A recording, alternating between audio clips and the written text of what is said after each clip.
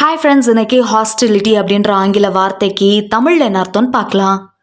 Hostility hostility இந்த வார்த்தைக்கு தமிழில் என்ன சொல்லுவாங்கன்னா, பகைமை, எதிர்மறை உணர்வு, முரண்பாடு.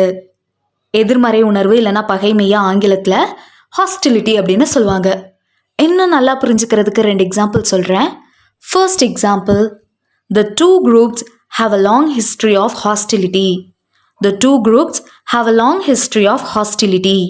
2 குழுக்களிடையே நீண்ட காலமாக பகைமை உண்டு. Second example, despite the initial hostility, they managed to reach an agreement. Despite the initial hostility, they managed to reach an agreement. ஆரம்ப பகைமைக்கு பிறகும் அவர்கள் ஒரு உடன்பாட்டை அடைய முடிந்தது. இன்னொரு வீடியோவில் வேறொரு ஆங்கில வார்த்தைக்கு தமிழில் என்ன அர்த்தம் பார்க்கலாம். அது வரைக்கும் பை பாய்.